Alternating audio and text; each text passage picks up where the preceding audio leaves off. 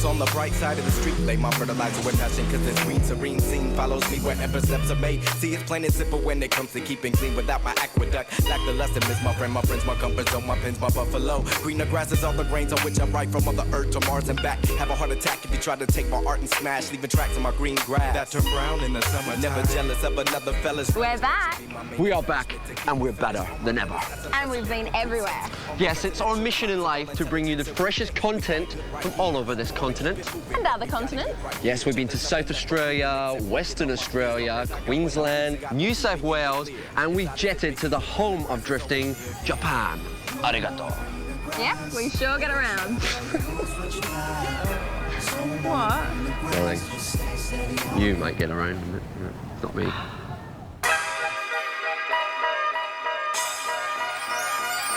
Yeah! What's up, y'all?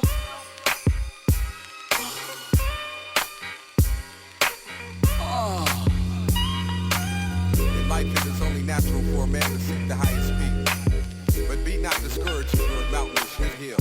For your lush valley, baby. I take my walks on the bright side of the street. Lay my fertilizer with passion, cause this green, serene scene follows me wherever steps are made. See, it's plain and simple when it comes to keeping clean without my aqueduct. Lack the lesson is my friend, my friends, my comfort zone, my pins, my buffalo. Greener grass is all the grains on which I write from Mother Earth to Mars and back. Have a heart attack if you try to take my art and smash, leaving tracks on my green grass that turn brown in the summer. Never jealous of another fella's relish. That should be my main embellishment, to keep a fetish on my letters as a precedent for precincts on the residential blocks of all intelligence. And we think we got it good right here. We wanna keep it moving, but we got it good right here. Till there's nothing left for proving except breaking all my fears. As long as I got what I'm using, God will keep me in the clear. As odd as it may seem, the greener grass is always near here. No more greener grass. Love what you got or you lose what you have. There's no more greener grass. Just stay steady on your path. Hey. No more greener grass. Love what you got or you lose what you have. So much more to grab. Just stay steady on your path. I feel like I'm in high school again, trapped in the nurse stable, watching the jocks floss at the cool.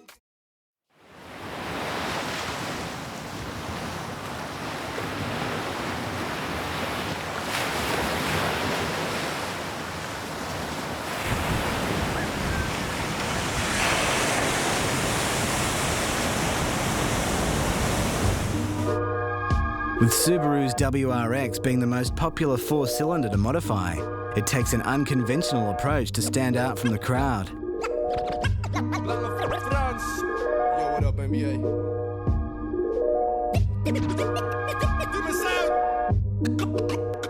Kom op! Ik vraag me af, is mijn strippenkaart een dippe waard? En houd je ghetto image op als je je klik verlaat. You need serious money to make revolutionary mods that often relegate the car to a show-only trailer queen. So it comes down to the small changes to give your Rexy a point of difference. James was after a versatile package when he built up his 1998 model. Something that would have neck snapping as he cruises down the main street in Fremantle, but something that was also comfortable and most of all, quick. Whenever I go for a drive in this car, I get lots of stares. Every second person, young, old, they all want to have a look. I've got pulled over 3 times the first time I took it for a drive, and the police just wanted to have a look at it, see what's been done to it and that, and have a nice day. The first thing you notice is the graphics on the Rue Orange with gold pearl paintwork. Then you discover the indicator recesses built into the front quarter panels. Then the custom moulded J Racing bonnet vent. The thing that's always given me a soft spot for WRXs is just the shape of them, especially this model. The entire body is an exercise in taste. From the C-West body kit, adjustable STI wing and GT mirrors, to the quad headlight conversion, smoothed front door handles and shaved rear door handles, boot lock and indicators.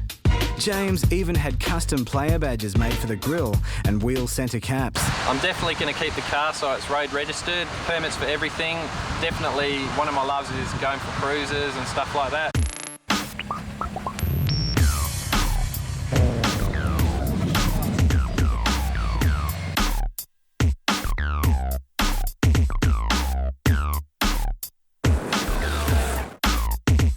It wasn't going to be easy making the Rex go as quick as it looks, so James did away with the standard lump to make way for a version 7 STI motor. That gave him the forged internals he needed to dial some decent boost into the TD06 Turbo for a comfortable 250 horse at all fours. There's nothing cheap and nasty here. Player runs a Motec ECU with a fully upgraded fuel system, truss dumped to 3-inch mandrel bent exhaust, and a PPG straight cut box with light and flywheel and RMS heavy duty clutch. The brakes were switched for STI gear and fully adjustable fulcrum coilovers added. It feels much more like my own car now because all those personal touches I've added, and to make things better, a car show just gone, got 7 trophies, so I'm over the moon. The colour theme has continued inside with black and tanned orange suede trim and matching orange dash. Audio is the real deal too, with Pioneer in-dash TV DVD, amps and splits, MB Court splits, 5 monitors, and 2 extant 12-inch subs in a custom fiberglass enclosure with cooling fans. Zoenen flubberen in de taal van de liefde, die spreken we allemaal. Dus deze city, joh, die breekt ons allemaal. Van Kaapstad tot aan Diemerzijde, we zitten allemaal in dezelfde scheid. Ik wil eruit, want het schip zinkt. Ik hoor je praatjes, maar die shit stinkt. My plans to take the car even further, a fully detailed undercarriage, which will be coming up soon, and the engine will be coming out in about 1 or 2 months to get forged internals, cams, pulleys, all that, aiming for about 400 horsepower at all fours. Putting together an innovative integrated package just comes naturally to some people. And James's Player Rex is a textbook example of getting it right.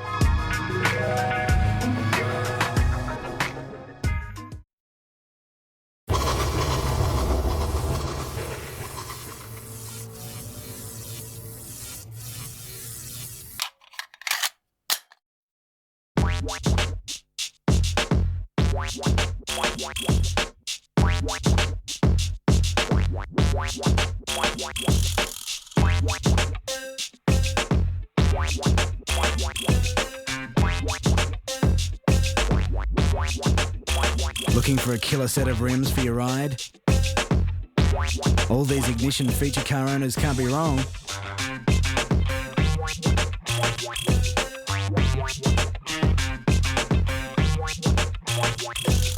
Aussie Tyres, the latest and greatest selection of street race and bling wheels.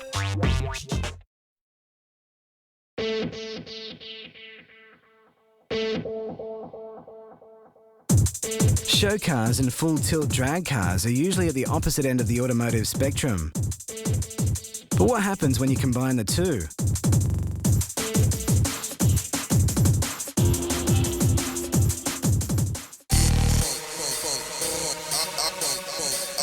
The vehicle itself was, from the ground up, going to be exactly what it is today. It needed to be fast, it needed to break records. The car essentially is exactly how I wanted it to turn out. I'm Theo Spartalis and I'm the T from GT Auto Sound. This is my S15. Theo Spatalis from GT Auto Sound in Adelaide has been into big horsepower SR20s for a while. When he set about building a full house drag car, his ambition to be the best and his eye for quality has landed in the fastest and most powerful S15 in Australia. That is also a highly awarded show car and arguably the hottest looking example in the land.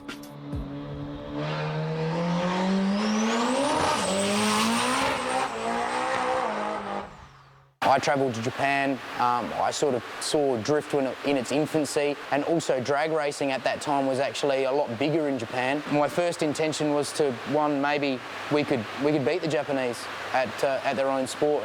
Theo bought the car nearly 3 years ago and set about building it right the first time. The build took only 4 months and began by stripping the car down to a bare shell. The body was seam welded and a full Andra spec roll cage was welded in. The rear parcel shelf was totally modified and strengthened. Stripping it out and basically working out exactly what to do with it was, I suppose, a bit of a pain. I bare metaled it, we seam welded it, but I also wanted to go a little bit further. I wanted to look at things like aerodynamics that often are overlooked with Japanese cars because they generally aren't very good and not very stable. Thus, the rear firewall, the flat floor, the rear under tray. The car is not only safe, but incredibly strong and rigid.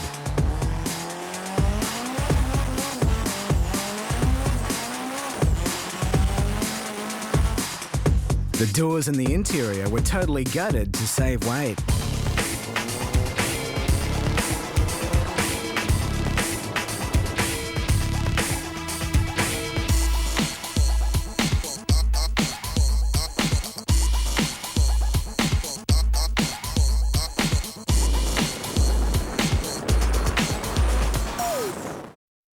Wide-body guards were then fitted to the car along with a C-West body kit before it was resprayed in Bayside blue. It was probably a little bit more difficult than the standard arrangement of putting the body kit on because I wanted it moulded in so that it was actually seamless.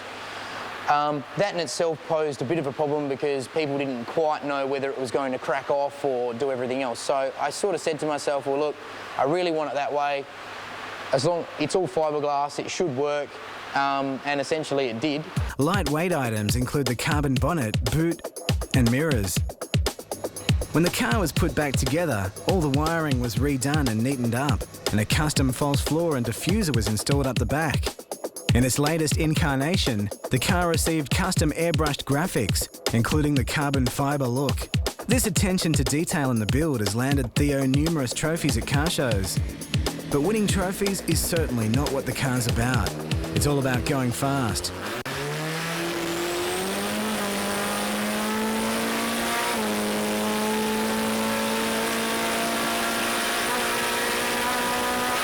It's currently Australia's quickest S15 with a 9.23 second quarter mile at 148.5 miles per hour. For these sort of numbers, a serious engine is required. An S13 block was grout-filled and fitted with HKS sleeves for extra strength, as the standard alloy block can warp under big power.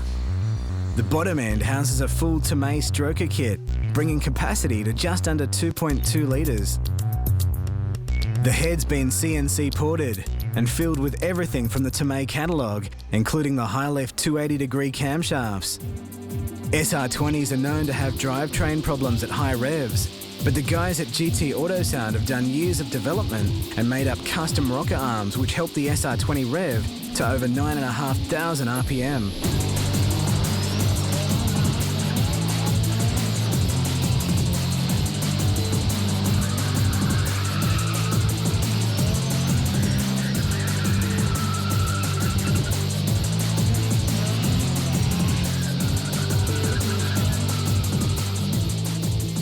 I walked into HKS Kyushu with one of our guides, and he sort of said, I looked at one of their cars and it did a 10.4 second pass, which was HKS Kyushu's T51 powered S14.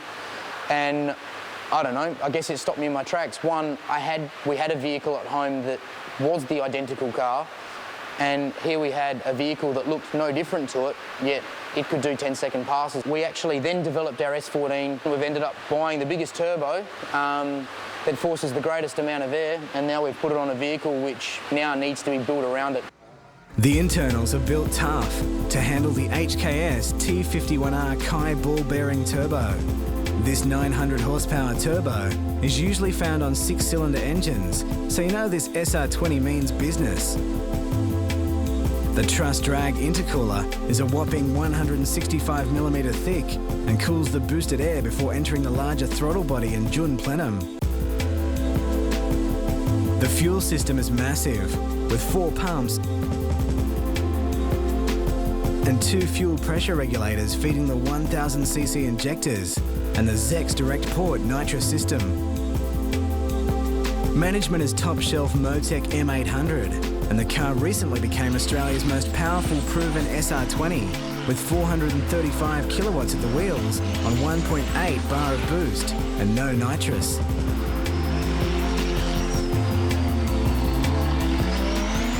The highest I've seen on my vehicle was 480 real kilowatt through the auto. I guess when we race, we're sort of seeing something in the vicinity of 550 real kilowatt to 600. I honestly think that at the crank at the moment, this vehicle, when we do race, is somewhere in the vicinity of around 850 to 900 horsepower. I honestly think that later with a better tune-up and more nitrous, we could see anything as high as 1100 horsepower out of this. I want to see this engine more than anything break purely on power. and we haven't seen that yet. So I think our potential is still up there. So until that happens, we'll keep turning it up. The car's seen over 500 kilowatts with over 2 bar, but at this stage, the nitrous has never been used on a dyno, only at the track.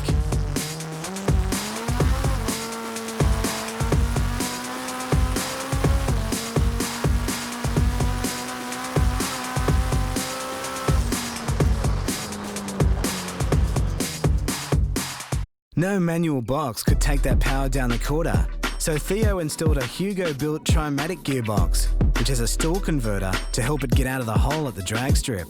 The rear end is all GTR spec with an OS Geiken diff. The brakes are super exotic carbon fibre items with strange rotors and pads front and rear. The front calipers are titanium 4-piston units. Off the drag strip, the car wears 18-inch RG Advan rims, but for attacking the quarter mile, World Racing drag rims with Hoosier slicks are fitted up. The rears are massive 28 by 10-inch examples.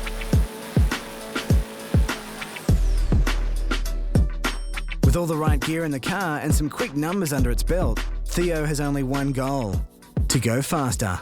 We've developed, I think, something that could be a formula for a very, very fast car, and definitely something that will hold quite a few more records.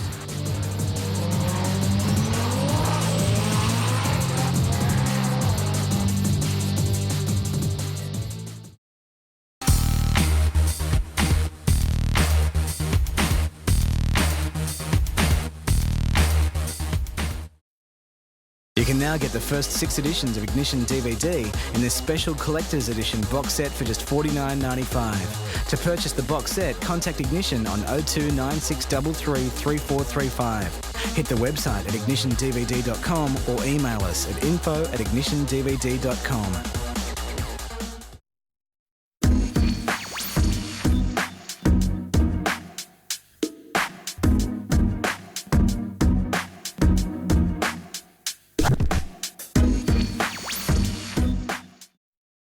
Why is it that you can throw tons of money into fully customising a mini truck and people walk straight past it to check out a WRX with rims and a body kit?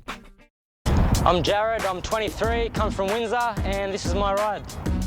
The mini truck craze hasn't really caught on here yet, but will Baggin change the way people view mini trucks? To gain some appreciation for just how much work has gone into Baggin, consider this. There's virtually nothing standard left on the car. And the coolest thing for the owner, Jared, is that he bought Baggin fully modified.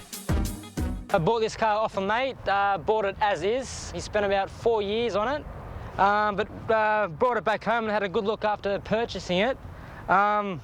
It's just crazy. There's so much work gone into it. Everything's customised from back to front.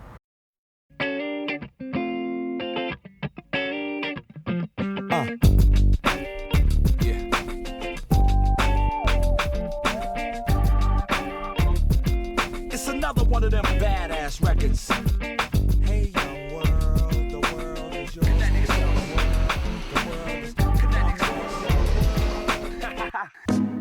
Looking at the exterior, it's pretty obvious there's plenty of changes. Suicide doors, billet grille, Frenched and angled plates, and shaved everything. But it's all the things you find when you look a little closer that hit home just how heavily the Hilux has been interfered with. Custom steel bed kit, stubby extra cab tray, 4x4 model guards, Euro taillights. We could keep going, but you should just check out iMods. Yeah, this is on the road every day. I take it out to all the hot spots, all the shows, pick up all the girls. All the girls? All the girls. All of them. Climb inside and it's more of the same. Full fiberglass moulded dash and console, CRX buckets in cream suede, billet wheel and knob, in-dash monitor and another 2 in the backs of the headrests, and a kick-ass audio fit-out. Decked out with PlayStation 2 controller, Xbox and glove box, monitors, the gauges, plenty of stuff.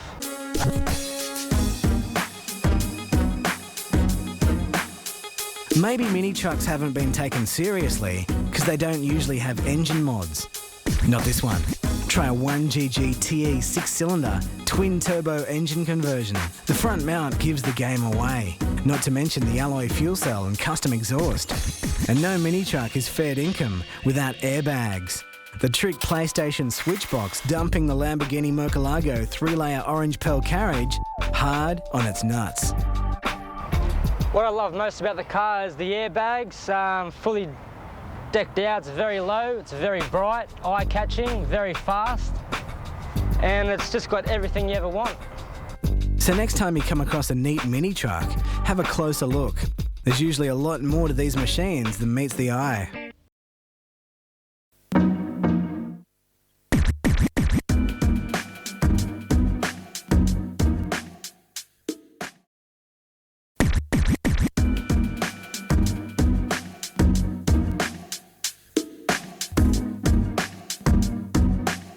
Freestyle magazine. Motoring. Fashion. Music. The complete mix of motoring, fashion, and music, making Freestyle the #1 automotive lifestyle magazine, and it's free. Freestyle Magazine, Australia's premier free automotive lifestyle magazine, available from all leading clothing, music, and automotive outlets. We're down here at Manly with the Bag of Mini Truck, which we reckon is off the chain. So let's see what the word on the street is.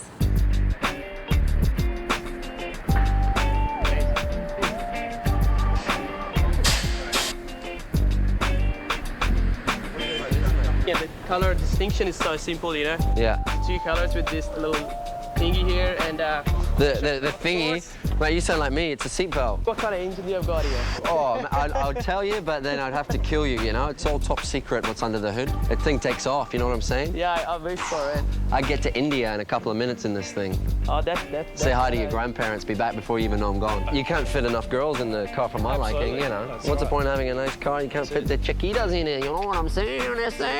Are you allowed to eat ice cream in your car, mate? Mate, ice cream, cigarettes. Whatever. I like that, mate. I don't like these cars, you get in the car and like, oh, you can't put your cigarette out on my chairs, you can't pour your drinks over my seats, you know.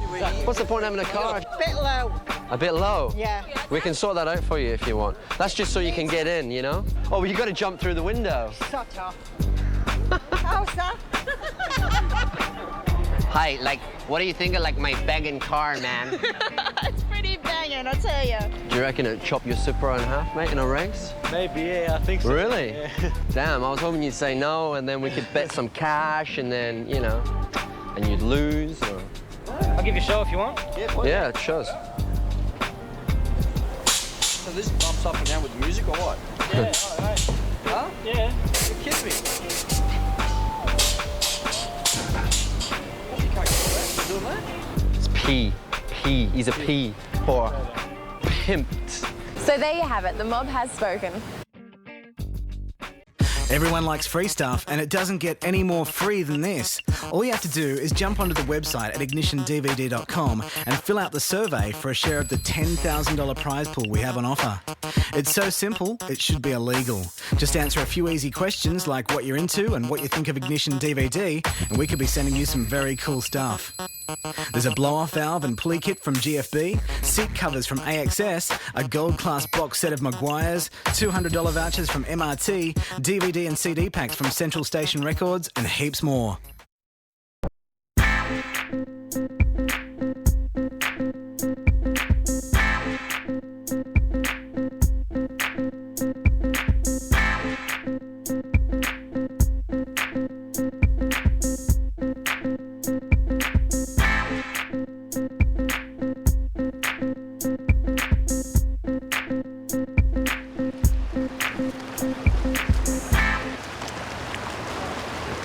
Philippe and Jean-Pierre are brothers, and their twin Hondas are pretty symbolic of themselves. Cut from the same mould, but totally individual. As Jean-Pierre says, same but different.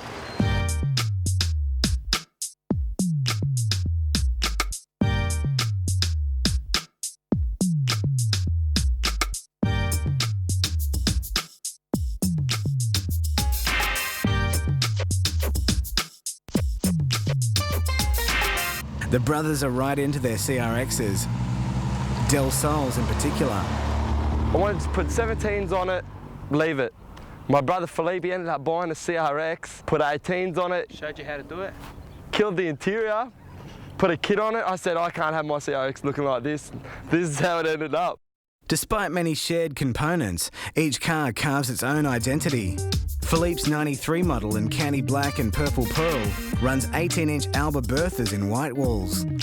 Jean-Pierre's white 94 model runs 19-inch Gestalt Verouges.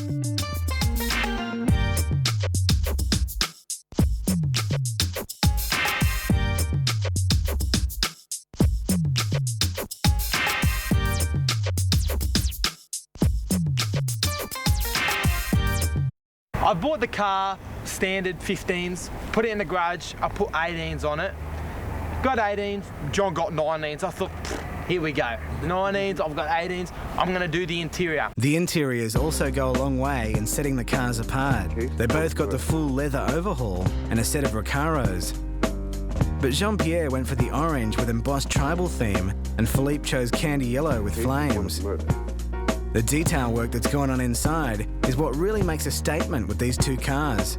There's not a square inch that hasn't been redone. I'm almost trying to do everything the same as my brother's car. I don't want to be better, I don't want to be different, and I don't want my brother to be better than me. We both think the same and we want our cars to be equally as good.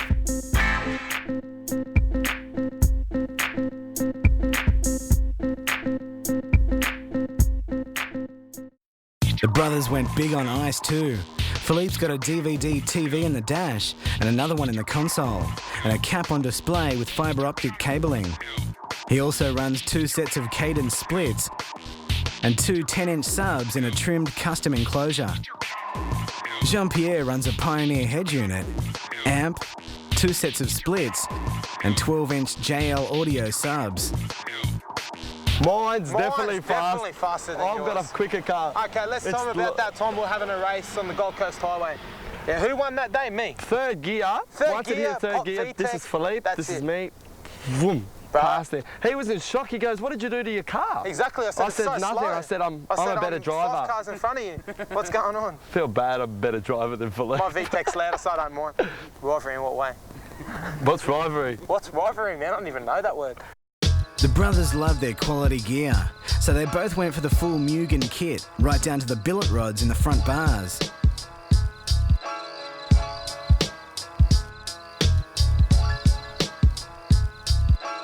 Same goes for the adjustable Koni suspension.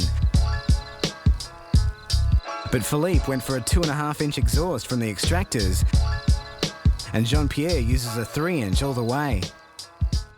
Sunday night, we usually go for coffee at Broadbeach. Saturday night. Sunday night. Sunday night. Sunday night. Sunday night. Saturday night. Sometimes both nights. It's not the same if I just go for a drive. It's always good when they're both on the road.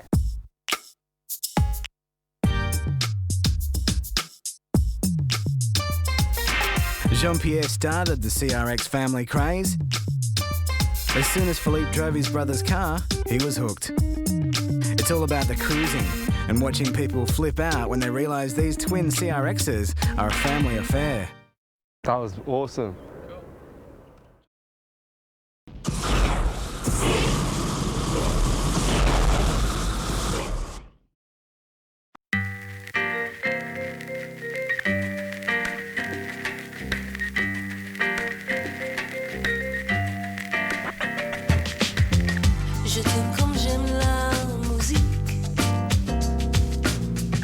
Hi, my name's Nikita Dries. I'm 20 years old and I'm from Imana on the Central Coast.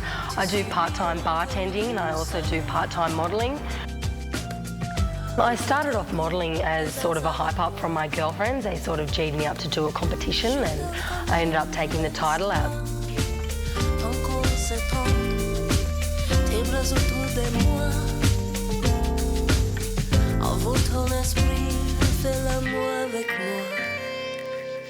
First started out doing in-house modelling for Bonds Underwear and I was signed with them for 6 months. I've also done stuff for Ice Clothing and Supre.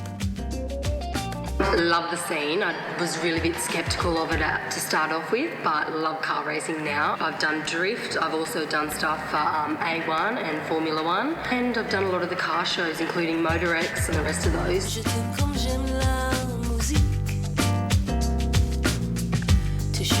I do come from the country myself, so coming from the country and moving to the Central Coast, being near the beaches is a total different experience for me, so I love it.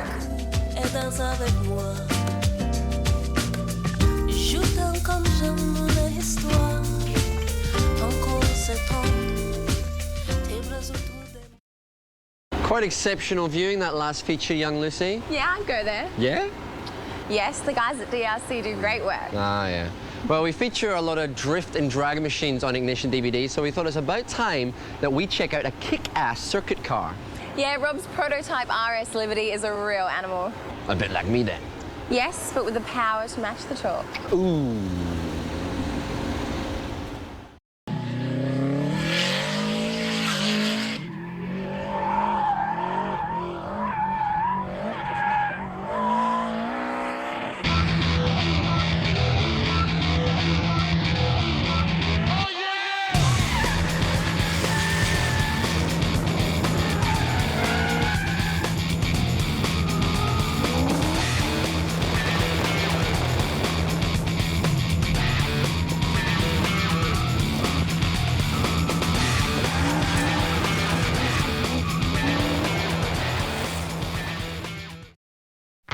In Western Australia, Subarus reign supreme as road-legal track cars.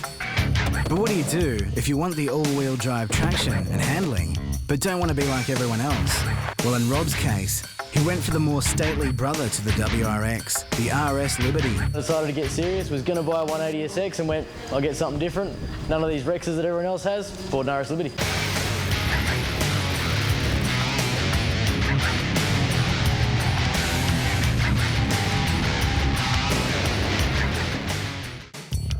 Taking a look at the outside of the car, it's obvious what it was built for: circuit-based motorsport.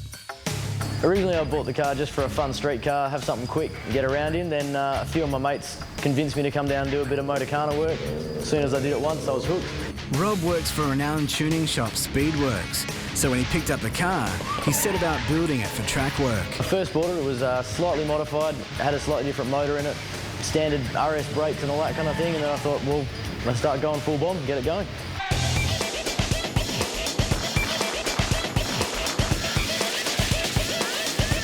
Rob used an STI block for its extra strength, mated to a ported Legacy head. Rob uses a TD05 for the balance between power and response. It's been modified with the fitment of an external wastegate and screamer pipe, and enlarged rear housing. Cooling the compressed air is a custom front-mounted intercooler, and waste gases are dumped into an X-Force 3-inch exhaust system. A Walbro fuel pump with STI injectors provide extra juice, and the fuel rails have been modified to a dual setup to stop rear cylinder lean-outs common with the Boxer engine. There's also an STI water pump and radiator to keep things cool. Engine management is top shelf with a Motec M800. It also controls the boost, launch control, and the anti-lag. Anti-lag was developed in rallying and allows boost to be built when the throttle is off between gear changes and when launching, and it looks and sounds awesome. All this work has helped Rob achieve 313 horsepower at all four wheels, with a stump pulling 412 Newton meters of torque.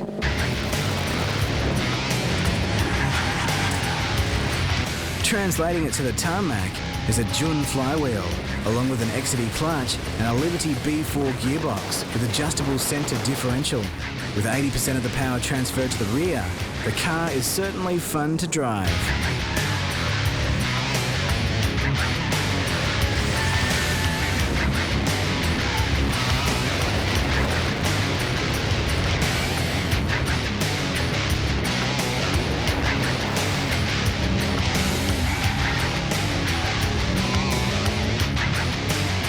The car gets used pretty much all the time, as well as for tarmac use. It's almost my daily driver. I've got a spare car to run around in when this one breaks something, but otherwise it's a daily driver. Go on all the car cruises. The rest of the running gear is also quality hardware, with STI Brembo brakes up front and 17-inch STI rims resprayed black. Suspension is the most important part of a track car, and that element is definitely sorted on Rob's car. Whiteline Group 4 coilovers sit under each corner, and Noltec adjustable camber and caster tops have also been fitted. Handling is also improved with the fitment of Whiteline sway bars front and rear and Nolithane bushes. The car's copying a good amount of punishment. I mean, generally out on the track, they stay up in high revs all the time. It's running about 1.45 bar a boost consistently out of the TD05. Takes a punishment. It hasn't had any problems so far, and it's making good horsepower.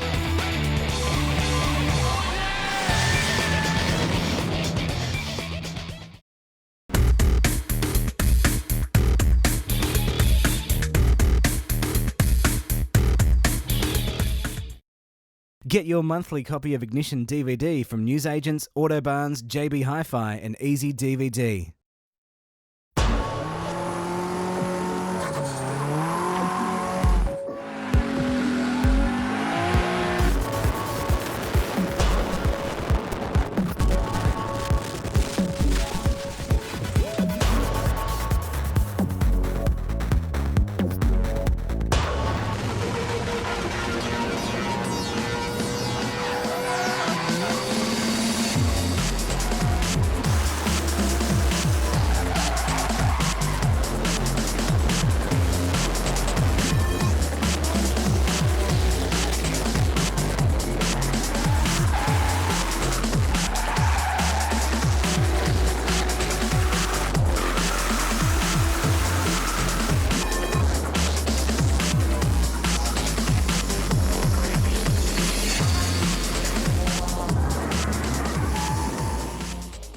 We're here at Symonds Plains in Tasmania for round 4 of the Toyo Drift Australia Championship Series.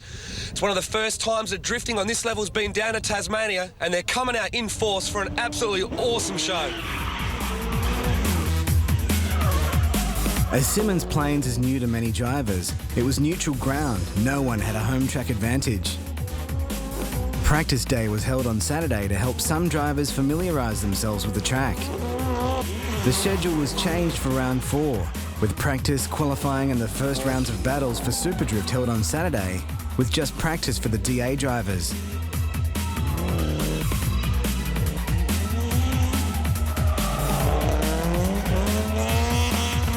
Many drivers took a while to get used to the track, with a huge entry needed before the tight, slow-speed corners before the bridge.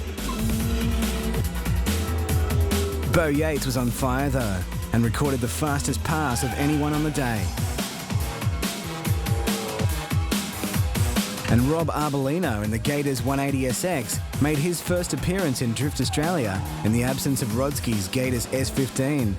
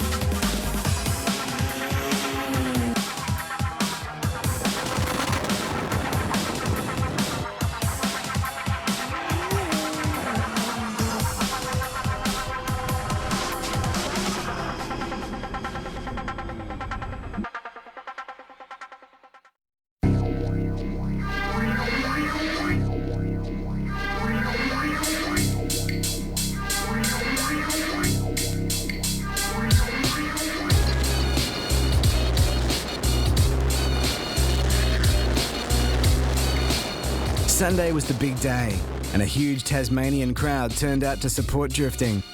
Many of the crowd had never seen drifting before, and it certainly left an impression.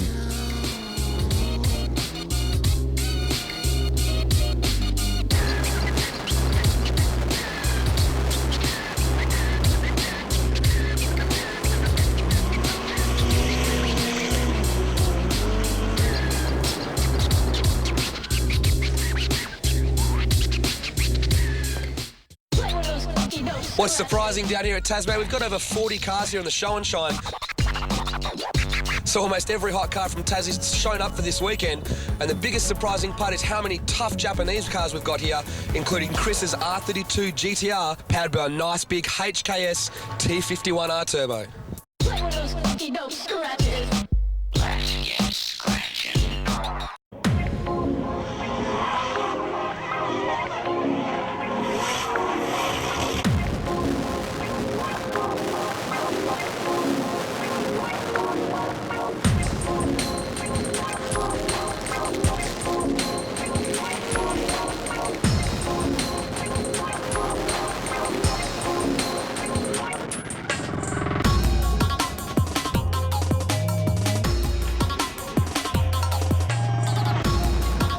The Drift Australia battles saw some big upsets and tight battles.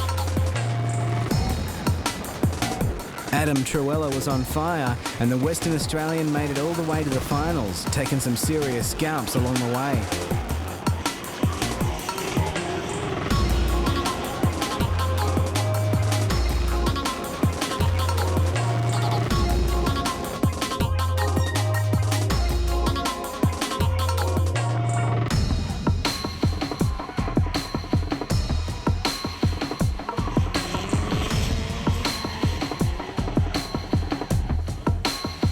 Bo Yates was on fire early and made it into the top 4.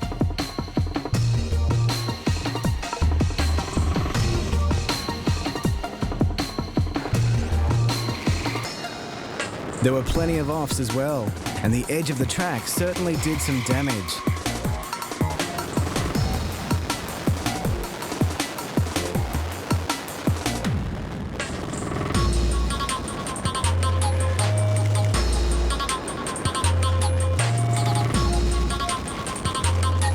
There were plenty of breakages, with James Meock breaking an output shaft and Robbie Bolger breaking a clutch. Robbie took out his anger and style in the pits though.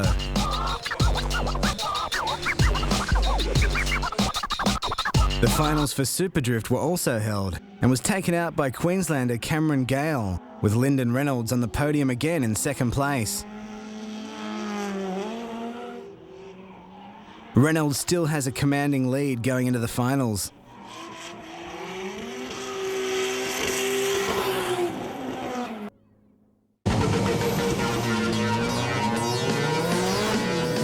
The biggest surprise of the event was Luke Fink in the Holford Motors S14. It was Luke's first Drift Australia event, and he was a complete unknown to the judges and commentators, but certainly was a dark horse making it to the finals to battle it out with Adam Truella.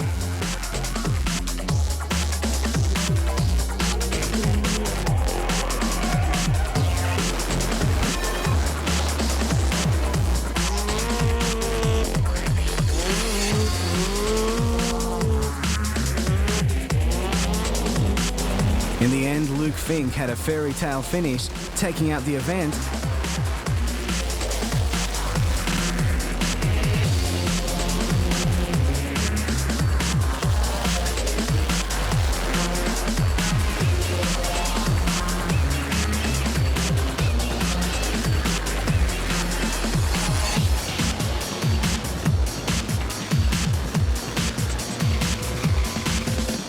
And Leighton Fine defeated Bo Yates for third.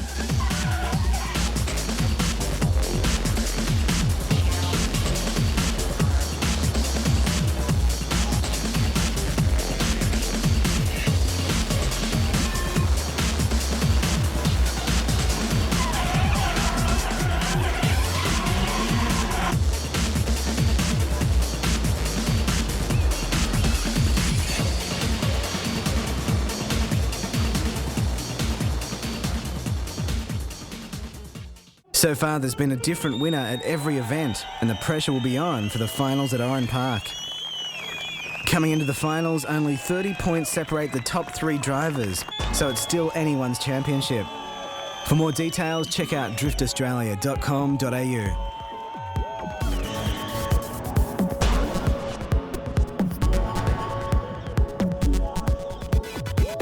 There's plenty of people here this weekend saying, who the hell is Mr. Fink? Who is this cool hand Luke? Well, I saw you last year in the the Toyo Full Lock series, but yeah, relative newcomer. How's it feel? Like, how long have you been drifting, and how's it feel to sort of just become out of nowhere and just blitz it and take the win? Oh, it feels great. It's insane.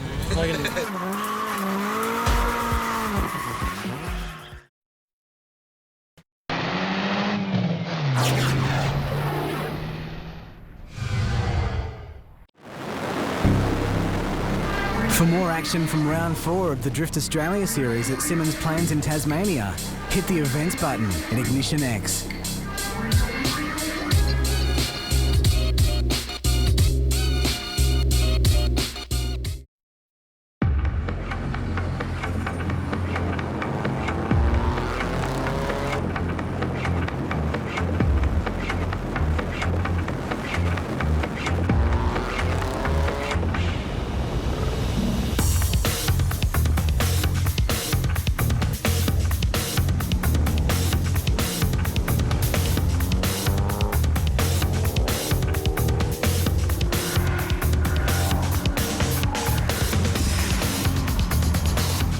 James originally bought this genuine Type X 180SX as a street car that would see a little bit of drift use. Now, 3 years later, it's a full drift car that sees a little bit of street use. Oh, how things change.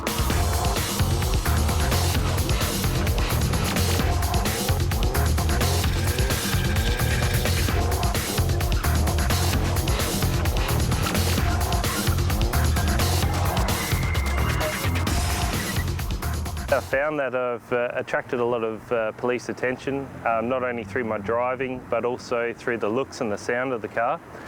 So I think basically where I'm at the moment, it's going to become a full drift car, but that doesn't mean that there'll be another streeter on the way. James recently started his own business, Type X Motorsports, and totally overhauled his 180SX to act as a promotional tool for his business and as his weapon of choice for the 2007 Drift Series. Like any good build-up, the car was stripped to a bare shell before any work started. The interior was gutted and resprayed to save weight, and there's a Sparco driver's seat and Nardi wheel along with a bolt-in half cage.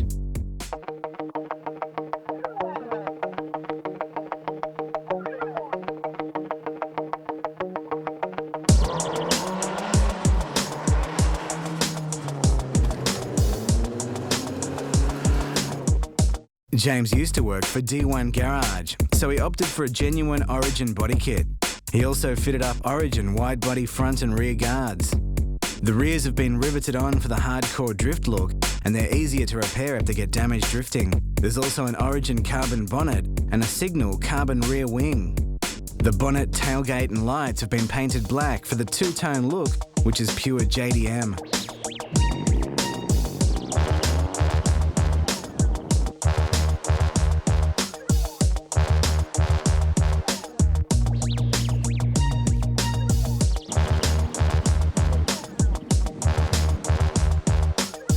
The wide-body guards are filled out by Workomotion Kai rims measuring 17 by 9 up front and 18 by 9.5 up the back, wrapped in Toyo tyres. When I first looked at modding the car, I wanted to focus on suspension and handling than actually power output. Suspension is sorted with tin coilovers, KTS adjustable camber toe and caster arms, Cusco sway bars and Uras tie rods. The chassis stiffened up with strut braces front and rear and alloy subframe bushers. Brakes have been upgraded to much larger R33 Skyline items front and rear. I found that when I was competing in national rounds, a lot of the other cars that I'd come up against were more highly modified than mine and had a particular advantage that I felt that I need to get. The drivetrain is also beefed up with a Nismo clutch and Cusco two-way LSD. Throttle response is important for drifting, but so is power.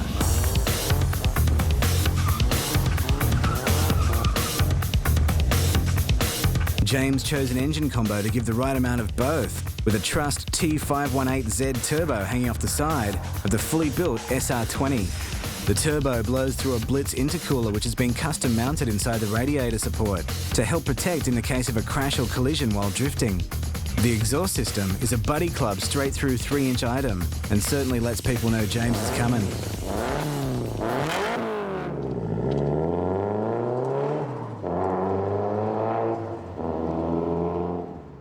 Cooling is taken care of by a Trust oil cooler kit and an Apexi radiator, while the ever-popular Power FC and Z32 airflow meter combination takes care of the management duties. I've taken the car to the level that I'm very happy with. Now that I've got some money behind me and I've got the car behind me, I feel that I'm ready to take it to the Interstate boys and rip it up, yeah.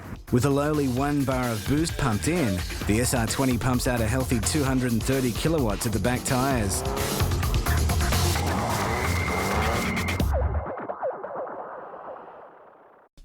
To take a closer look at the mods of the main feature cars, check out iMods at Ignition X.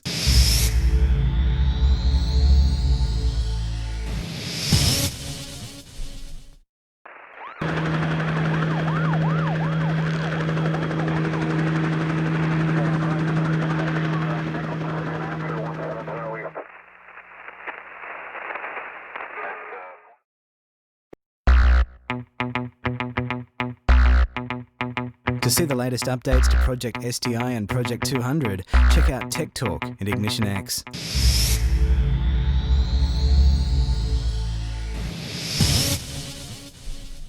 This next bunch of guys are into class and style. Yeah, they come over here to study, but they only end up studying how to pimp up their Jap or Euro rides. Very cool, very VIP. Yeah, but imagine their parents really knew what they were up to with their allowance. Think of that one. And the money they spend on the cars too, huh?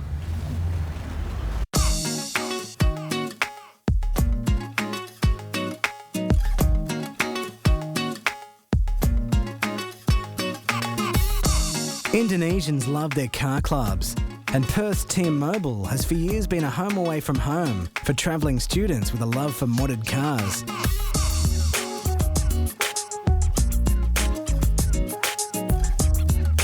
Some of the founding members have finished their studies and moved on, but new members always come along to fill their place. While a lot of Indonesians are into Euro rides, some of these guys can't go past the traditional Japanese favourites. But no matter the origins, all of these machines are about dressing to impress. Andrew built his 2003 model solid black Audi A4 for fun. Outside, it runs a full ABT-style body kit, custom grille and xenons. Stuffing the guards are 19 by 8.5-inch forged sprint alloys, and behind them, IBAC springs. At the start, I wasn't planning to modify it. I think not much people buying Audi here and not much people modified Audi. But after I meet a few friends and I started thinking of modifying my car. It's also for my daily use. It's all style inside, with red suede and black leather, with beats distributed through a Clarion head unit, Orion amp, Dynaudio splits, and two 12-inch JL audio subs in a custom fiberglass enclosure. The sleek 2001 model Mark IV Golf belongs to Barry and wears a full Riga kit, Camai grille, In-Pro taillights and Angel Eye headlights. Actually, my brother bought this car about 5 years ago as new and started modifying, and I was getting into it as well. It just finished last year, so I'm thinking might add more to it. No dollars were spared on the H&R coilovers and 18-inch Momo Quasars. Not to let the team down on the audio presentation, Barry had designed audio, fit a Pioneer head unit along with a Clarion 7-inch in-dash TV and 6.5-inch Lilliput TV in the back. It shares space with two Audison amps and Focal Utopia subs in enclosures, with Focal Utopia splits providing the front stage.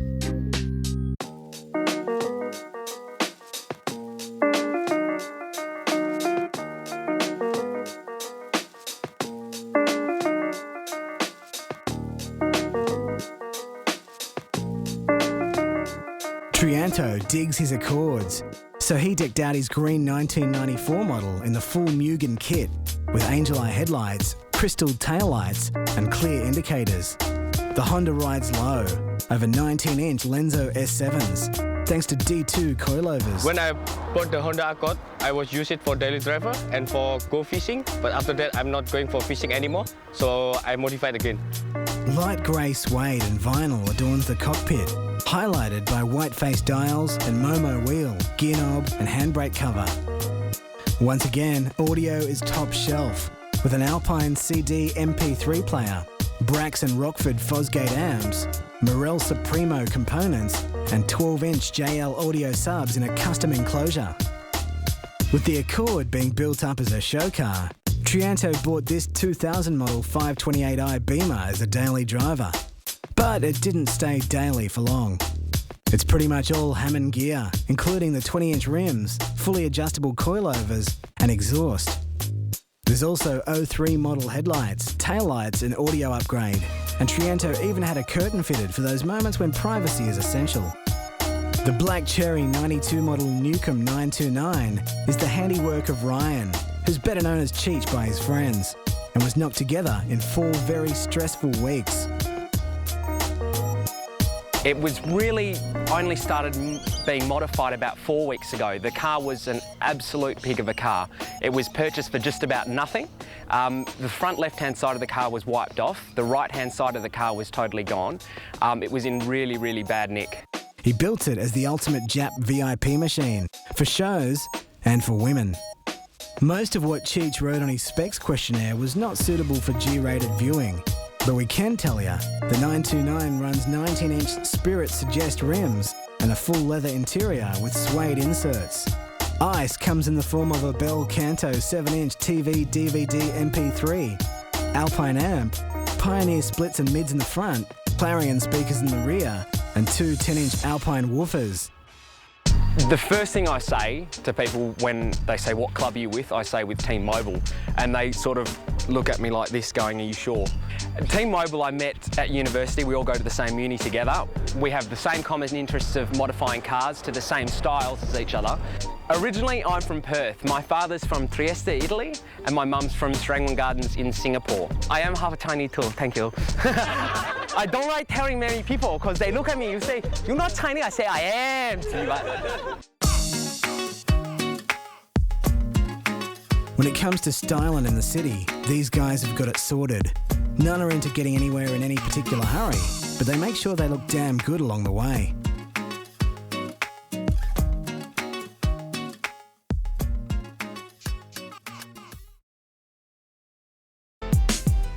Got a hot modified car you think's worthy of a feature in Ignition DVD?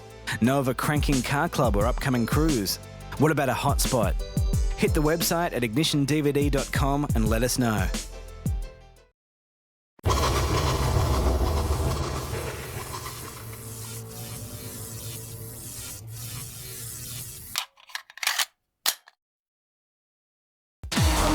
Ignition DVD is the ultimate advertising tool.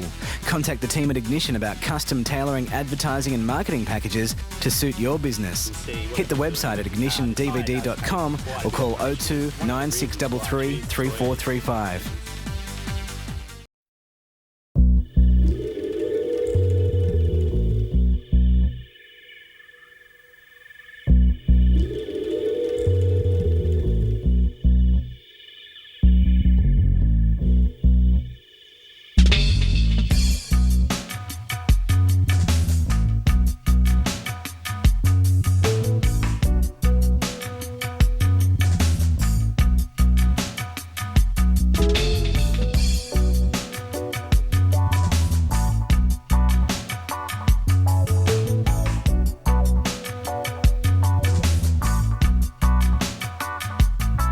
Aussie Tyres is renowned for supplying high-quality rolling hardware, from classy bling rims as big as 26 inches to lightweight JDM race-style rims. So Ignition dropped into Hotshot Studios in Kings Park, Sydney to check out Aussie's latest marketing and advertising campaign in the making. And we took Lucy with us because we didn't want Hussein to have the only hot chicks at the gig. Can you please tell us what's going on the set today? We're trying to emphasise on the two different cultures there are out there buying wheels. You've got your bling culture, who's going for more the showy chrome stuff, and then you've got the other culture where it's more into the performance sort of side with the Japanese vehicles.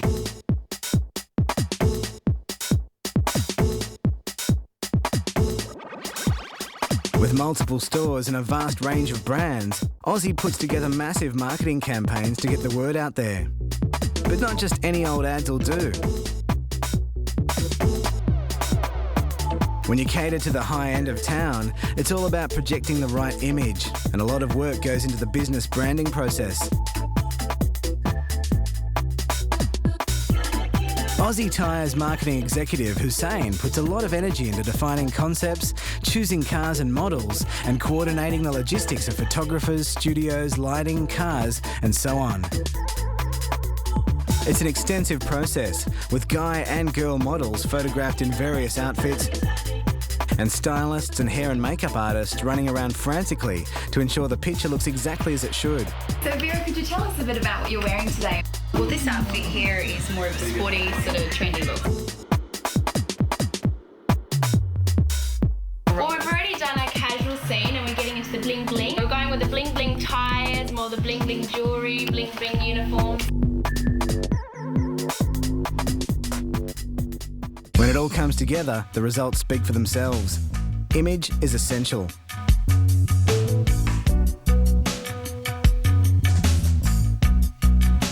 AussieTyres.com.au.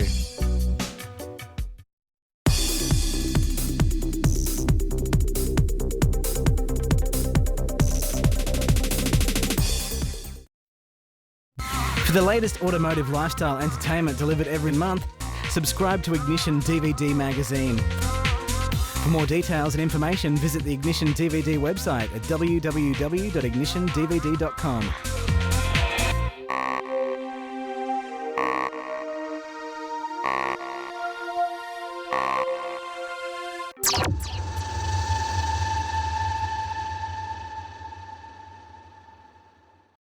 Now, you know the mods you like, but a lot of the time you don't know what they're called or where to get them from. Yeah, but at Ignition, we're always looking for ways to give you more value for your money, not as in chamois or tyre gauge, but something you can really use. So this month, we are launching the Ignition Modifiers Handbook. It's a parts and services directory and it comes free of charge with your Ignition DVD every month. Dude, it's a road trip. We're here at Brisbane Airport as we're about to go on Ignition's first overseas trip. And what better place to go than the place where most of our cars have come from, Japan.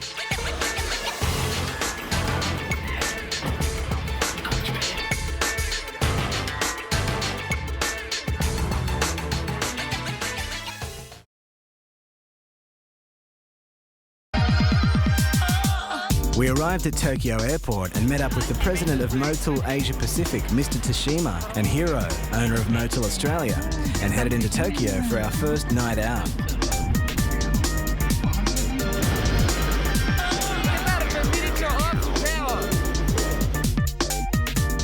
Whoa, man. What's really scary? This is just the suburbs. This ain't even a city.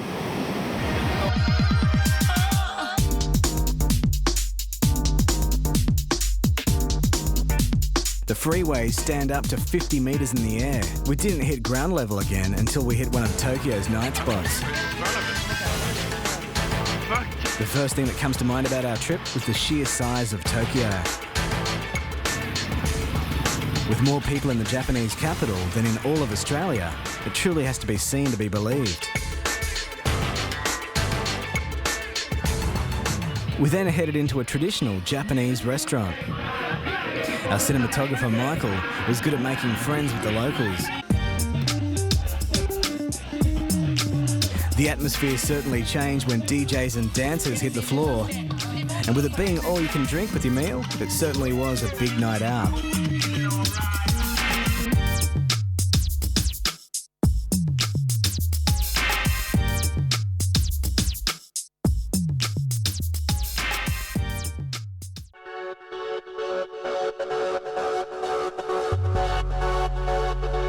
After a big night out, it was off to Ebisu South Circuit in the morning.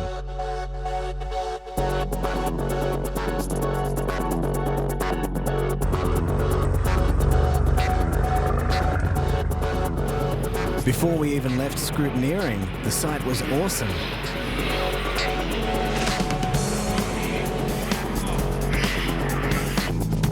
Japan's drift cars all in the one place at the one time.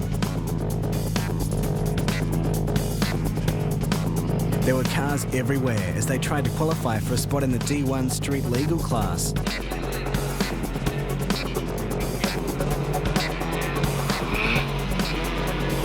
Located in the highlands, the Ebisu circuit is very technically demanding.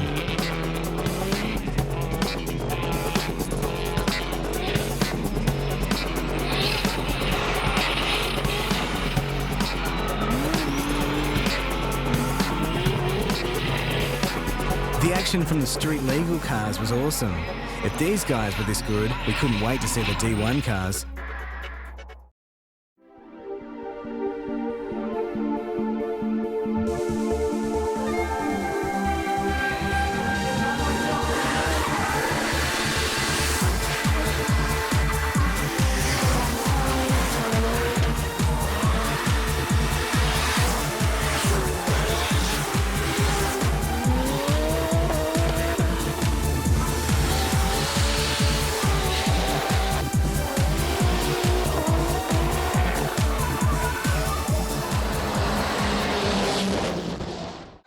I thought I'd been close to drifting in Australia, but I tell you what, nothing is as close as drifting here at Abusu South Circuit.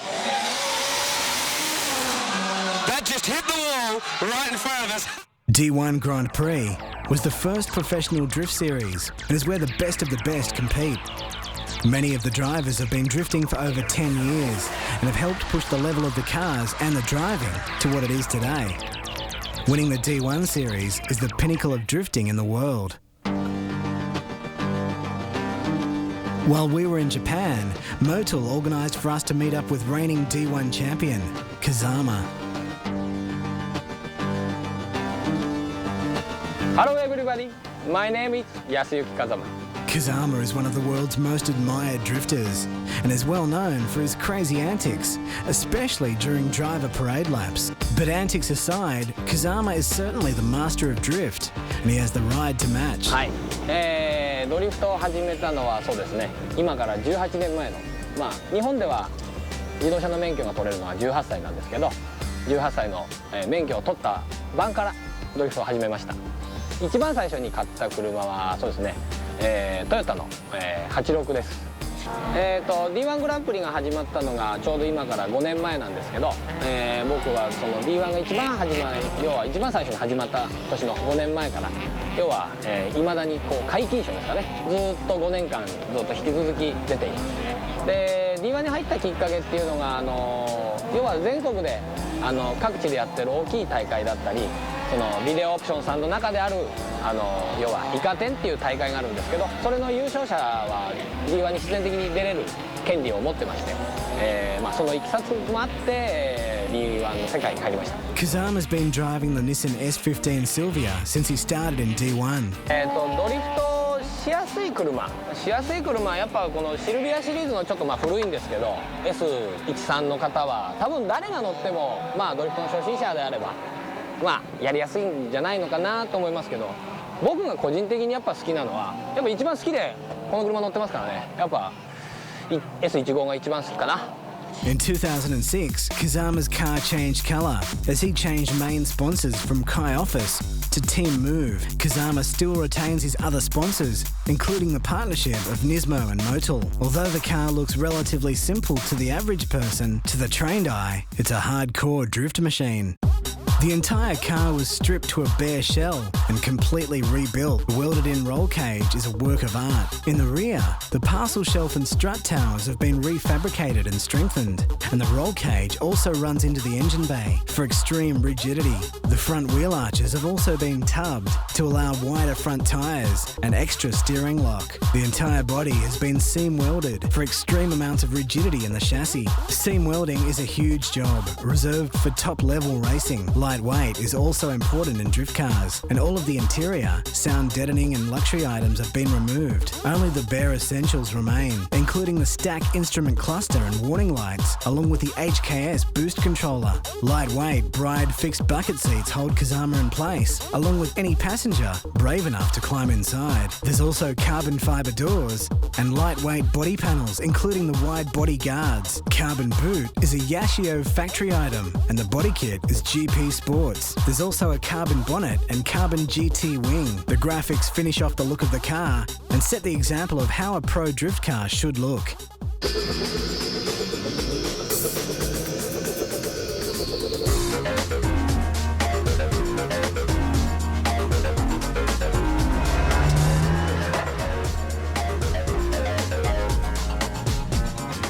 Suspension is the most important part of a drift car, and with Kazama having his own line of coilovers called DG5s, under the car is definitely sorted.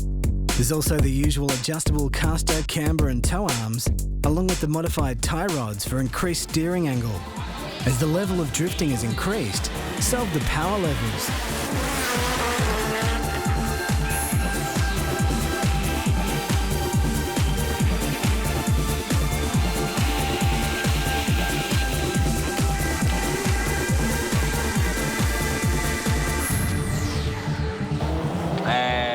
今乗ってるこの、S15 のパワーはそうですね、実測で490馬力出てて D1 出てる中では割と低い方ですね。これでも低い方ですね、出てる人の中で700馬力ぐらいの車を扱ってるドライバーもいますけど、エンジンパワーはドリフトに関してはあればあっただけいいと思いますよ。ドライバーのアクセルに余裕を持ってドリフトできますから、そう考えるとパワーっていうのはそのエンジンの特性もあるんですけど。 To make that sort of power reliably requires a serious engine combo. The SR20 is now 2.2 litres in capacity, thanks to a full HKS stroker kit, including forged crank, rods and pistons. The extra capacity also helps spool up the HKS 3037S turbo, which sits on a low-mount stainless manifold with an external wastegate. It dumps into a full titanium exhaust system and cools through an HKS intercooler. There's also a larger plenum and throttle body to help with airflow.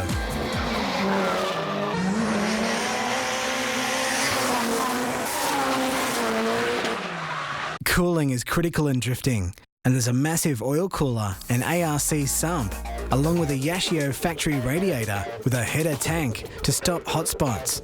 The fuel system is overkill, with a fuel cell in the boot and a custom surge tank feeding 2 Bosch Motorsport fuel pumps and larger injectors.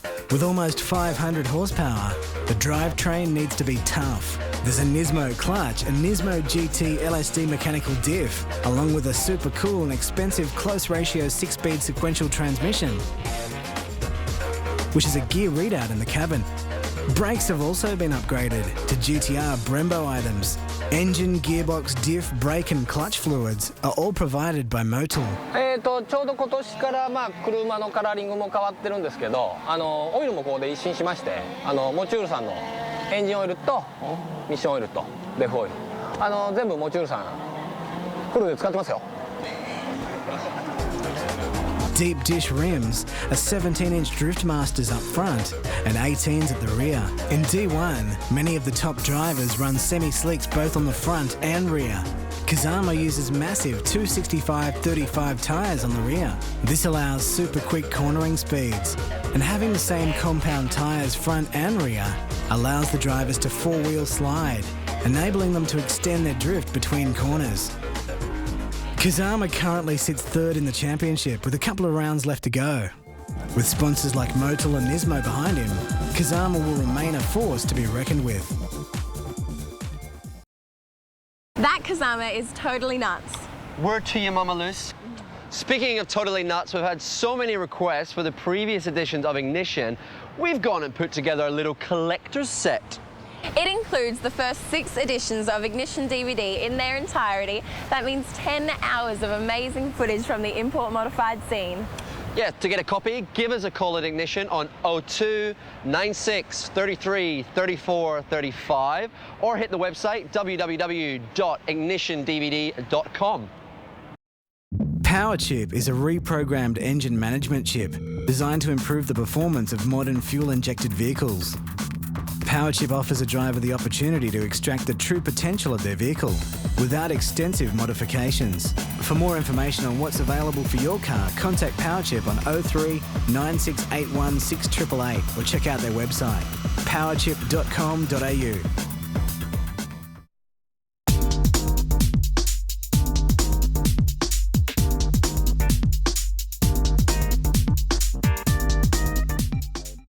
We then checked out some more D1 highlights, and we even stumbled across a genuine drift monkey. It was then off to Tokyo to check out Daikoku Futo.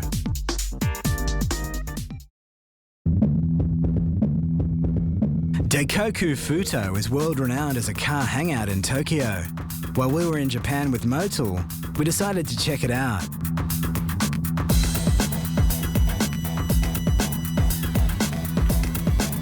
maze of highways in Yokohama makes it difficult to find. But after some chats with locals, we found our way in.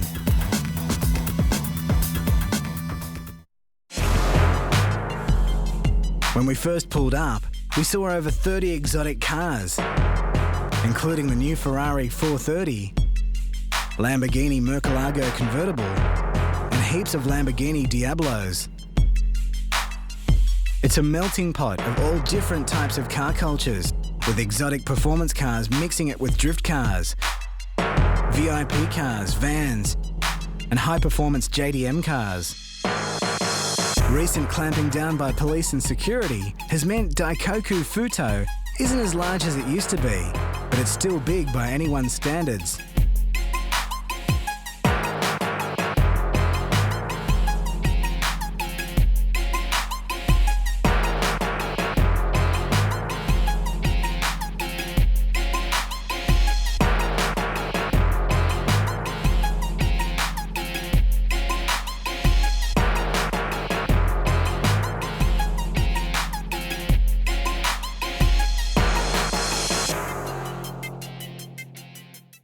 Music's a big part of Daikoku Futo, with vans decked out with speakers and dancers putting on a show for some fun.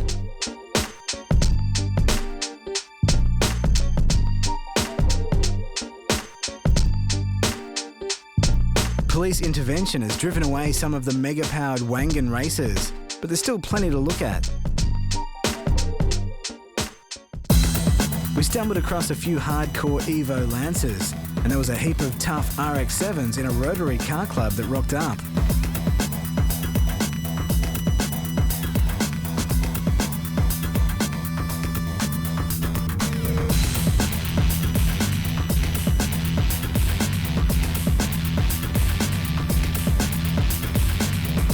A car club full of SC430 Lexuses pulled up as well.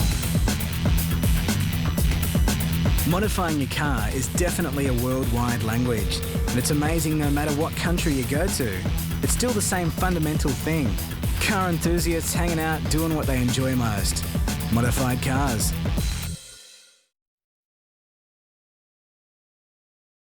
Super Auto Bucks. Make sure you check out our next edition for more highlights and features from our Japan road trip.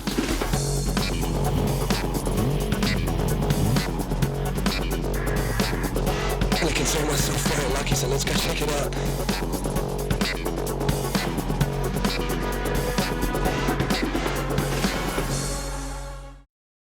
This month we've got a great subscription offer going on. In fact, it's going off. Get online at ignitiondvd.com or call us at Ignition on 02 9633 3435 and sign up for a 12-month subscription. And you could receive mad prizes from TurboSmart, Maguire's, MRT, AXS and Central Station Records. It's just $143.50 for the year and means big savings on your monthly hit of Ignition DVD. Plus, you get your copy before everyone else.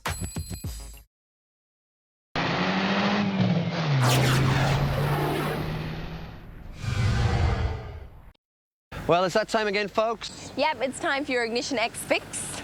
Project cars are coming along quite nicely, and we have highlights from the latest round of Drift Australia, as well as a cool tech feature on the Power Chip. And iMod specs on all the main feature cars. And don't forget to hit the website at www.ignitiondvd.com and you could win heaps of cool prizes. Happy modding! See you next time. Yeah! What's up, y'all?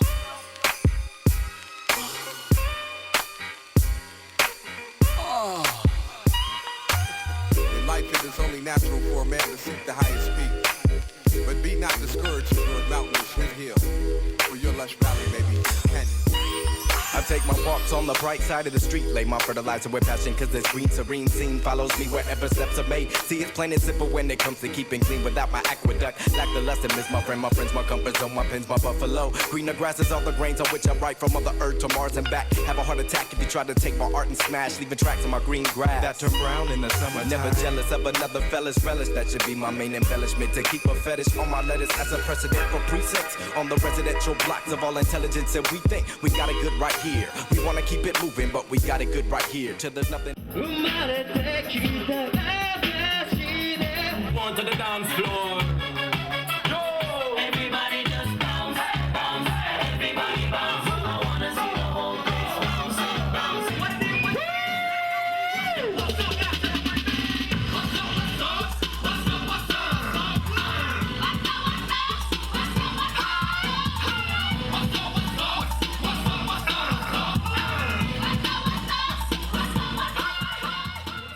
I'm John. My age is 23. Don't laugh because as soon as you laugh. We'll back it up. No, just you sound like Logan. One day I'll probably own another car until I, and then.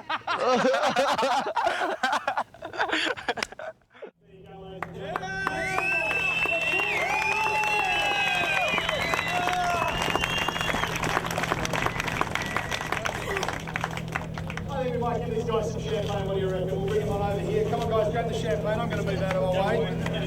Ladies and gentlemen.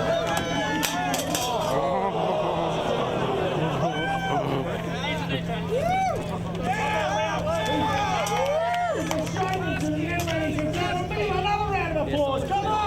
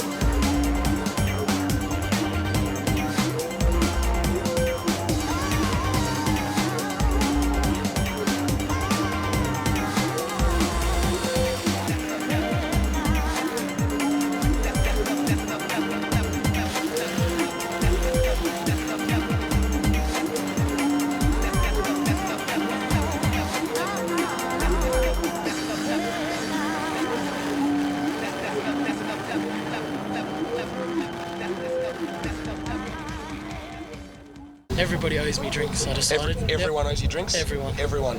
For all the hardship, the pain, the suffering? I got a or just for the broken hell of ankle, it? mate. Yeah, what's the deal with that? How'd you break it? I ride BMX. I was out in Queensland doing some demonstrations and yeah. So you drifted all this weekend on a broken ankle? Well, I broke it 5 weeks ago. So yeah, and got a clearance from the doctor, and I was really nice to him, and he said, look, if you think you can do it, you know, I believe you can do it. Nice local doctor, so yeah. Which one is it, left or right? My right foot. The accelerator pedal? Accelerator and the important brake pedal. You need that one here. Well, it would have been worse if you had like a big twin plate and you hurt your left ankle though. That would have hurt more, I reckon. Yeah, we haven't got a twin plate in this one though. No twin plate? No twin plate. So tell us about the setup in this. What sort of mods we running here? What sort of power level? What sort of mods? What sort of suspension? I'm noticing there's no cage, just stripped. Standard. Standard. That's what they all say at the traffic lights though. Standard's how we got it. How you got it? I saw it last year, mate. I know it's not standard. What sort of power's it making? We just Sam Dr. Drift tuned it for 237, I think we got. But then we got here and we got a massive crack in the manifold that started to develop over the weekend. So yeah, definitely down on power. Then wasn't making boost till about $5,000. It's only had about $2,500 to play with. Mate, so with all the odds already stacked against you, as a newcomer to this, with no power, you've managed to slice your whole way through and take the win. Everyone's already said it, man. I've got to ask it again. What does it feel like? It's insane. So this was built for you, or built by Holford Motors, put together, and then you were given a drive in it? This was built in Japan as a D1 car. I think it was a chick's car. You're driving a chick's car? Well, yeah, it smells good. It smells good? Yeah. Good perfume in there? Yeah, well, it did have some pink stickers on there. We got them off. I thought you would have kept them. I was thinking about it.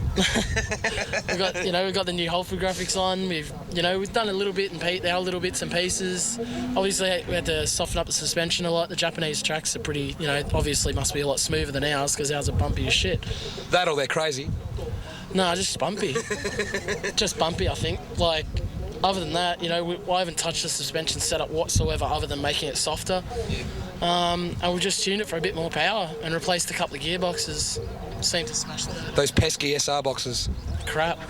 That's why I've changed mine too, mate. I think it's time for you to change as well. Crappy SRs. Come on, man, leave it alone. I don't mind them, they're all right. Sound like tractors. That they do. That's where you need a high mount, external gate, tune link manifold. They get rid of that noise. Like our new one? Yeah, the new one. Got a new car coming for the last round? Yep. 2.2 litre stroker, massive top mount turbo, 6-speed HKS dog box. Yeah, it's going to be a bit of a smoke show, I reckon. So big powered. So in the underpowered car, you've taken the win. It's going to be looking good to with the big. Oh no, ankle as well. So I think next round, mate. I think you could be. Jesus, check that out. That is still a fresh wound. It hasn't even healed properly yet. I've seen him on crutches all weekend, and he takes the win.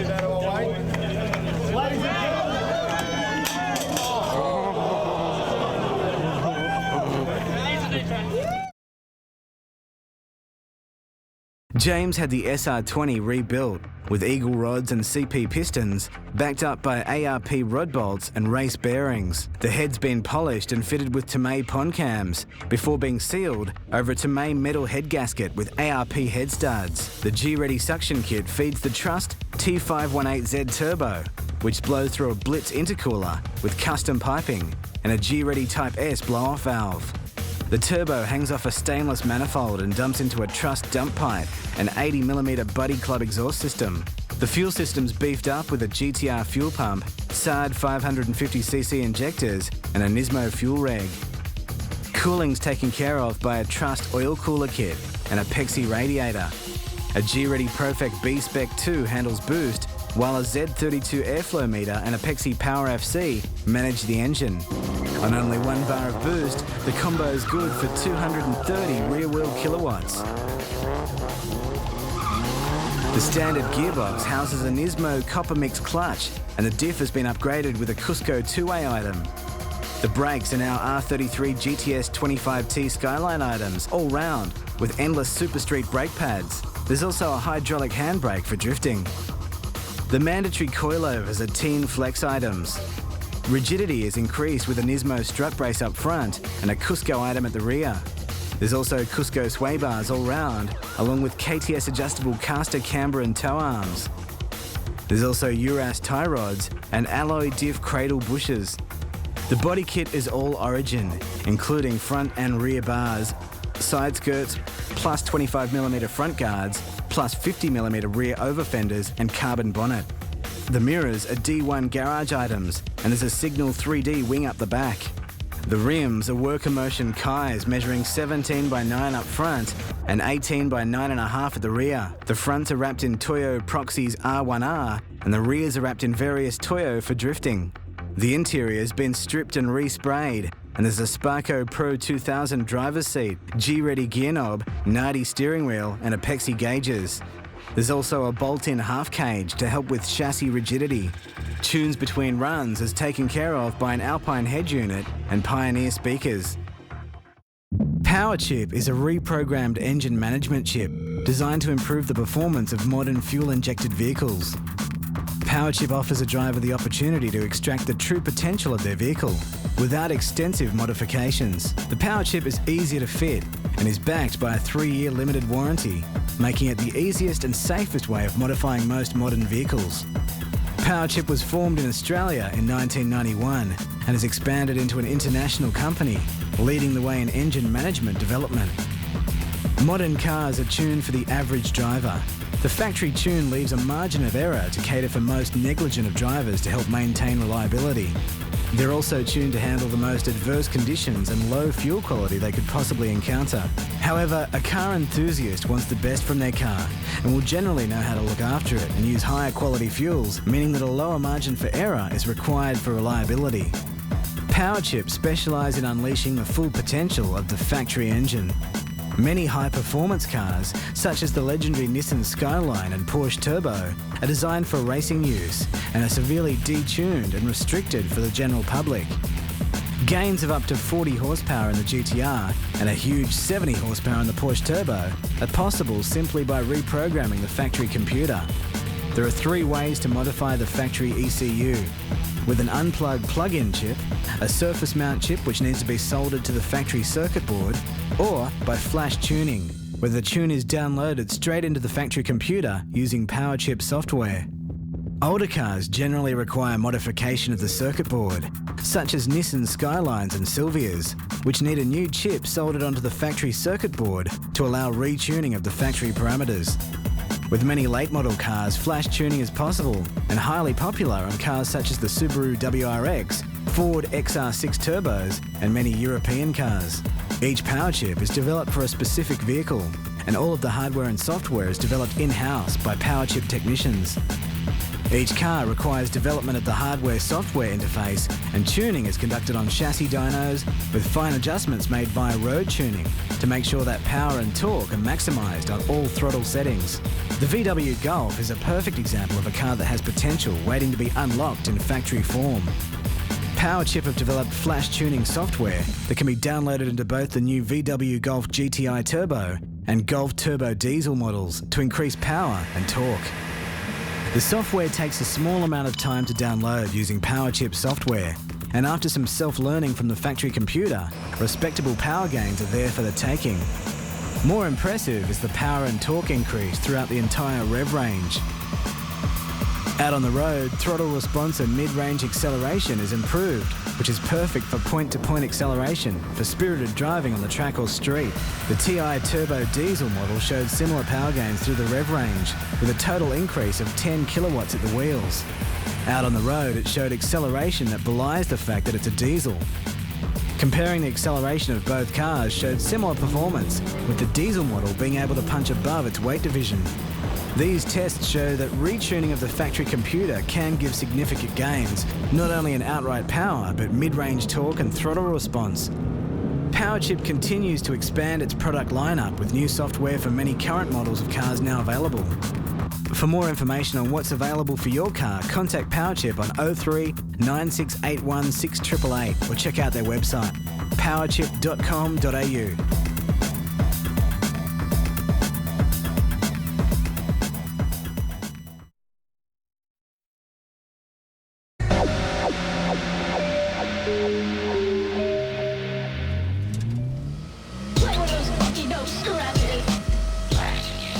This month in Project 200, I upgraded the suspension in the car. Fulcrum Suspension in Brisbane provided the new top-shelf teen suspension gear for the car. I opted for Australian spec Super Street coilovers as they are designed for Australian roads, as the car will be regularly street driven. Also, with the amount of power the car has, grip is important, so the 5 kilogram front and 4 kilogram rear spring rates will help with traction. The Super Streets have ride and damper adjustment, as well as come with pillow ball mounted camber tops for front camber adjustment.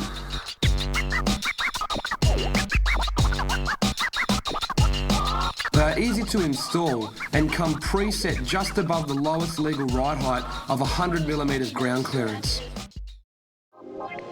I also opted for the electronic damper force control unit, which allows damper adjustment from the cabin. At the push of a button, the suspension can be set from hard to soft. Look for a full product review and test on Super Streets in an upcoming edition of Ignition. I also installed teen adjustable caster rods available through Fulcrum. I already had white line sway bars front and rear, so they were left as they are. I also changed the setup of the drift pineapples to help the car squat for more grip, and I also had some adjustable tow arms installed. The car was then put on the wheel alignment machine. I set the rear up with 0 toe and camber for increased grip, and set up the front with 3.5 degrees negative camber and 7 degrees caster with 0 toe as a starting point. The alignments will be tweaked as the suspension is tested and developed, but for now it's time to put some Ks on the new motor and wear it in.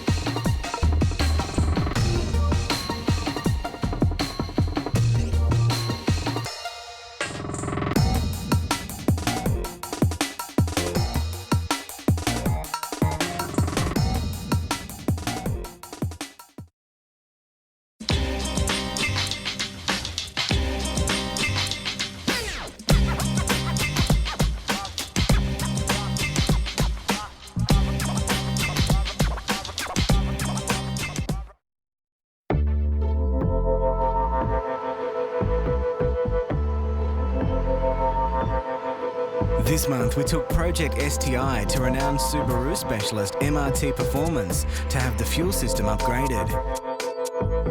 Hi, I'm Brett Middleton. This is MRT Performance. The installation of MRT spec fuel rails, fuel pump and surge tank are not horsepower increasing modifications, but were done to ensure the horsepower we have is on tap under all driving conditions, particularly competition applications. Additionally, they were done to ensure the STI would receive adequate fuel supply when we upgrade the turbo network and the subsequent increase in power. The fuel rail is a CNC billet machined component made out of obviously aluminium. The main design feature of it, you can see, is it's got a high capacity, so for in immediate load situations when you might be slamming the foot to the floor and wanting demand on the fuel injectors, you've got a reserve of fuel pressure there. The particular design of the fuel rail is significantly different from the Subaru factory fuel rail system in that it splits the two main long fuel rails, which are connected together by the inlet and the outlet at either end, into two smaller rails. Now, the big advantage of that is you've got less distance for the fuel to supply to the injectors, and also you've got more control because we've actually added an additional fuel pressure regulator to the system because we're splitting one from the other. We reuse the factory supply one which is on the car that you see that we remove and refit, and we also supply a brand new one as part of the kit. So when the kit is completely fitted, you've got a very, very short distance for the fuel entering the rail and exiting the rail via the regulator, and also obviously supplying the important delivery of fuel to the injectors when you need it most. MRT have spent years developing engine upgrades for Subarus, from mild power upgrades for street cars to big horsepower circuit strip and rally cars. The company's extensive R&D on these power-up kits eliminates concern about effectiveness and reliability. MRT started by replacing the standard fuel rails with the company's own custom-made anodised alloy fuel rails. This is not a simple procedure due to the complexity of the Boxer engine setup. So much of the components that sit above the block must be removed to allow access to and removal of the inlet manifold. Long-serving MRT mechanic Michael performed the conversion, which usually takes about 3 hours. It begins with the removal of the breather pipe, both ends of the intercooler pipe that runs to the throttle body, the blow-off valve, the bracket, and clamp off the opposite intercooler pipe, and the 2 clamps that pin the pipe to the turbo housing.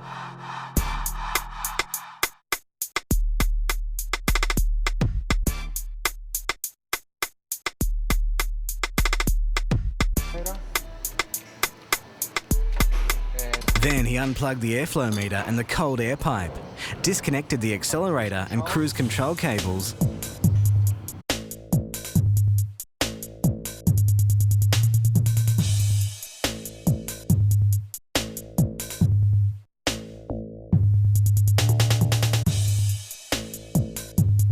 removed the belt cover and disconnected the alternator wiring, which was taped up so the power didn't have to be disconnected.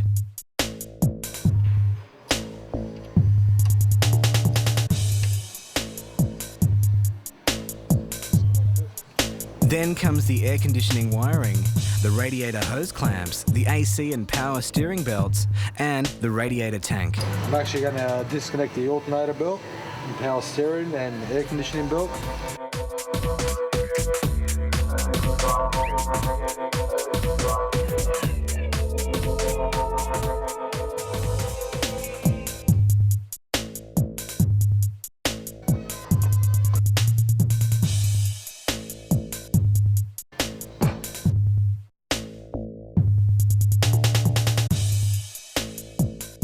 Now disconnect the hoses to the radiator from the radiator tank.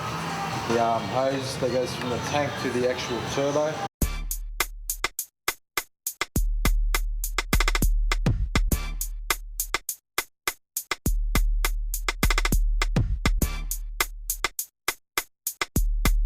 Next, the wiring to the oxygen sensor and the turbo hoses to the boost solenoid have to come off, and the power steering pump have to be removed.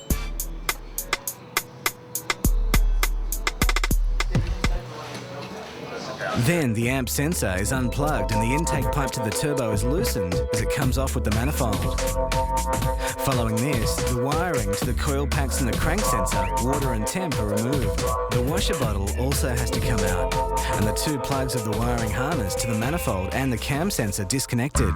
Next, the brake booster hose and the 3 fuel lines are disconnected, and the variable cam plugs are disconnected and stay on the manifold when it's removed. The hoses should be checked every 1,000 Ks, as they can become brittle and can snap, as was the case with ours. Finally, the 8 bolts to the manifold are removed and the manifold is put on the workbench for disassembly.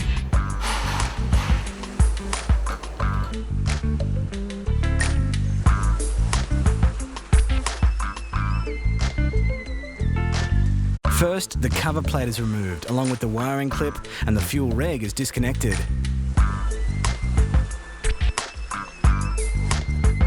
If it's in perfect condition, it's retained and teamed up with a new one from MRT for the dual reg setup. The 3 bolts that retain the fuel rail are then removed, along with the wiring to the injectors, before the injectors themselves are removed and cleaned up.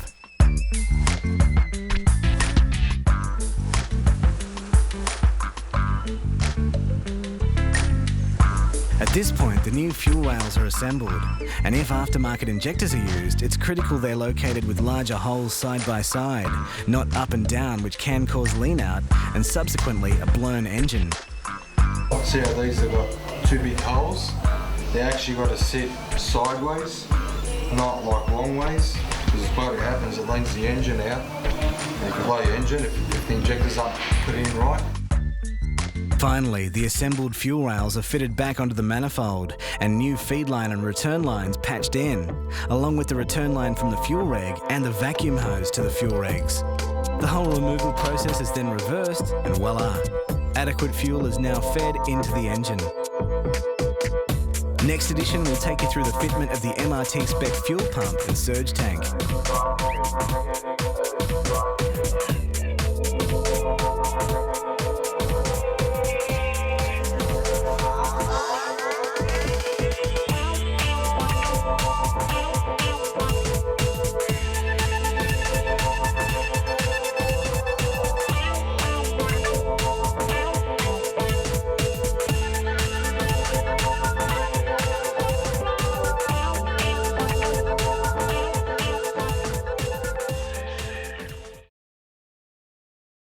Theo's S15 uses an S13 motor, which has been grout-filled and fitted with HKS sleeves. A full Tomei stroker kit is used to bring capacity out to 2,168cc. There's Power Enterprise bearings and Tomei main studs helping it all hold together. And there's an S14 oil pump and trussed sump for protection. The head's been CNC ported and filled with Tomei gear, including the 280-degree high-lift cams, adjustable cam gears, double valve springs, solid lifters and retainers. There's also 1mm oversized titanium valves, beryllium seats, and the rocker arms have been custom modified. It's all sealed down by a Tomei metal head gasket with Tomei head studs. The turbo is an HKS T51R Kai ball bearing version, which blows through a 165mm thick truss drag intercooler into a Jun plenum through an infinity throttle body. The turbo sits on an HKS manifold with an HKS external wastegate and dumps into a 4-inch exhaust system. The fuel system starts with a 45-litre fuel cell feeding 2 SX fuel filters and fuel pumps. There's also a fuel cooler in the boot. In the engine bay, there's a SARD fuel rail housing 1000cc SARD injectors and an SX fuel pressure regulator. The Zex direct port nitrous system has its own 2 Bosch VL turbo pumps and Edelbrock fuel pressure regulator. Cooling is taken care of by a trussed oil cooler kit, transmission cooler and an ARC radiator with twin thermo fans. Electronics comprises of MSD coil packs, Blitz ID boost controller and a top-shelf Motec M800 unit. So far, the car's recorded an easy 435 kilowatts at the wheels on 1.8 bar and has recorded a best of 517 kilowatts on 2 bar without nitrous.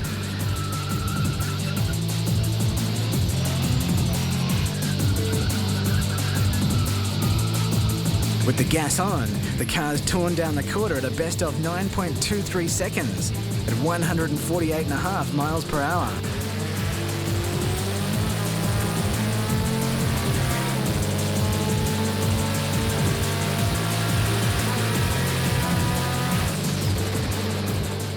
Theo's S15 uses an S13 motor, which has been grout-filled and fitted with HKS sleeves. A full Tomei stroker kit is used to bring capacity out to 2,168cc. There's Power Enterprise bearings and Tomei main studs helping it all hold together. And there's an S14 oil pump and trussed sump for protection.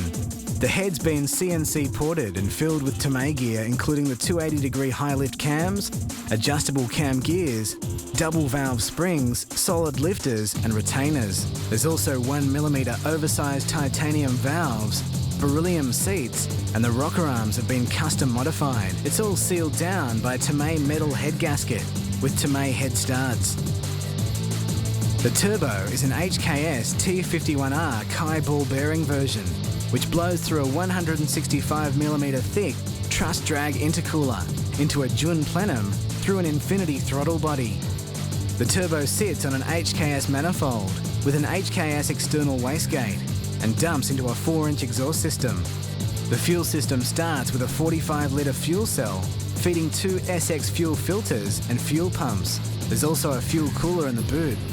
In the engine bay, there's a SARD fuel rail housing 1000cc SARD injectors and an SX fuel pressure regulator. The Zex direct port nitrous system has its own 2 Bosch VL turbo pumps and Edelbrock fuel pressure regulator.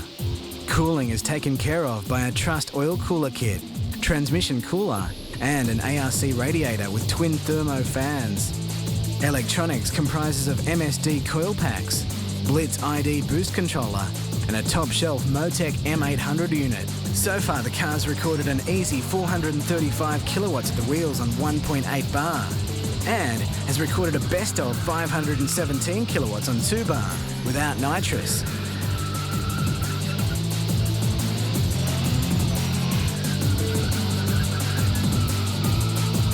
With the gas on, the car's torn down the quarter at a best of 9.23 seconds at 148.5 miles per hour.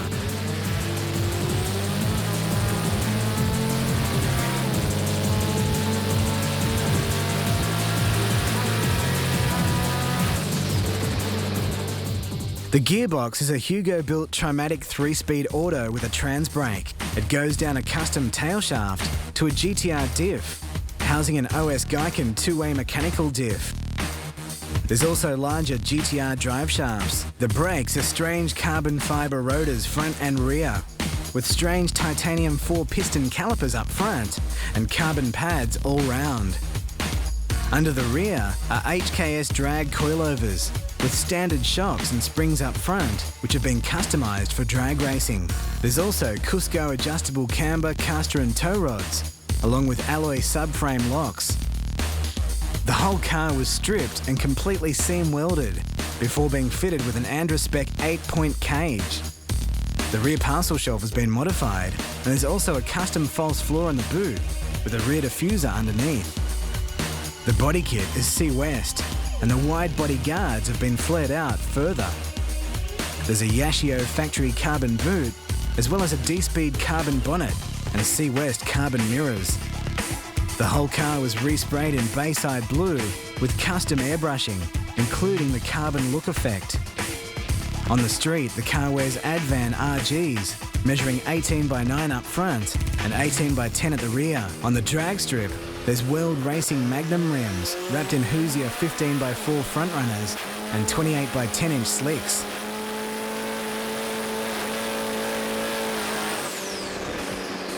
The interior has been completely stripped and resprayed in Bayside blue. There's Bride Zeta 3 seats, along with a Nardi steering wheel.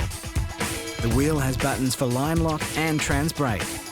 There's Autometer nitrous and oil pressure gauges, along with a Nismo 320km dash and a Motec wideband O2 readout. There's also controls for the parachute and fire extinguisher system, along with warning lights controlled by the Motec. The Player WRX runs a version 7 STI model EJ20 block and internals. The engine was put together by Speedworks with a ported and polished MY98 model head.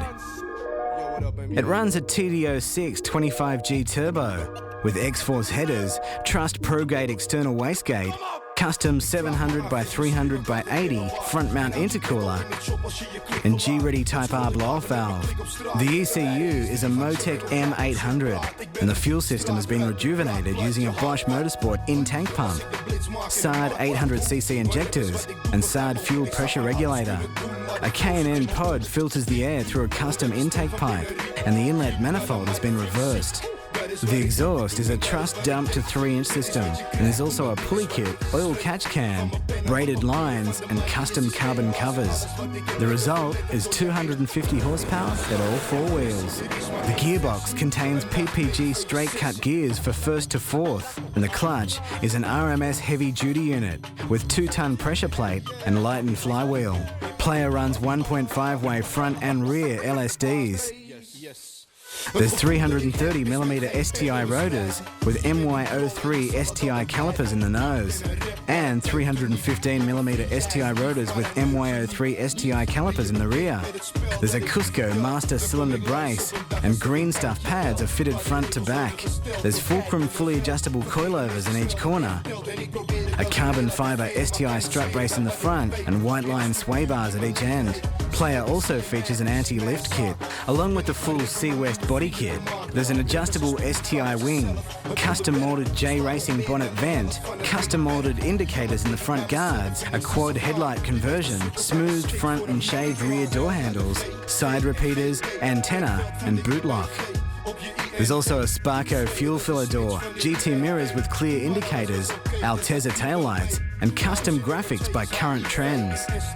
Then there are player badges in the grille and wheel centre caps, and the colour is Rue Orange with gold pearl. The wheels are 20 by 7.5 inch Eclipse alloys, wearing 225 by 30 by 20 Nankang rubber. The entire interior has been decked in black and tanned orange suede, and the dash is painted tanned orange. There's a Momo Trek R wheel, HKS gear knob, Sparco race pedals, and carbon fibre handbrake cover.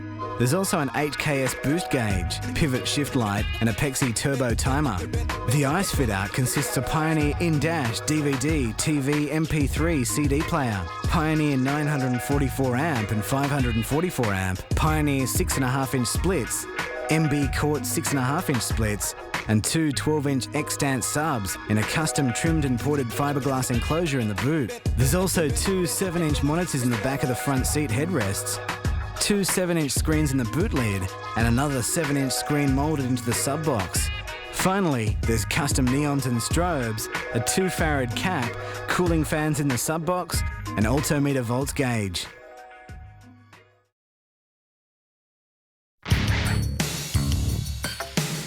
Rob's engine comprises of an STI bottom end with ported and polished legacy heads, which are clamped over STI metal head gaskets with ARP head studs. A K&N pod filter feeds the TD05 turbocharger, which has been modified with a larger rear housing and a welded up internal wastegate flap. A Garrett external wastegate with screamer pipe is now welded into the custom up pipe. The turbo dumps into a full X-Force 3-inch exhaust system and is cooled by an excess power intercooler. The custom piping houses a TurboSmart Type 2 blow-off valve. The fuel system comprises of a Walbro 550 horsepower in-tank fuel pump feeding STI injectors. The custom dual fuel rails help stop lean-outs, and there's a SARD fuel pressure regulator. Cooling is aided by an STI water pump and radiator. Electronics comprise of Bosch ignition coils and a Motec M800 computer. The Motec controls boost and has anti-lag. Tuned on Speedworks dyno, it put out 313 horsepower at 412 Newton meters of torque at the wheels. The gearbox is a 2001 Liberty B4 close ratio item. A Jun lightweight flywheel is clamped by an Exidy 8-puck brass button clutch and 3,200 pound pressure plate. The centre diff is an adjustable STI RA item and the rear is a viscous LSD.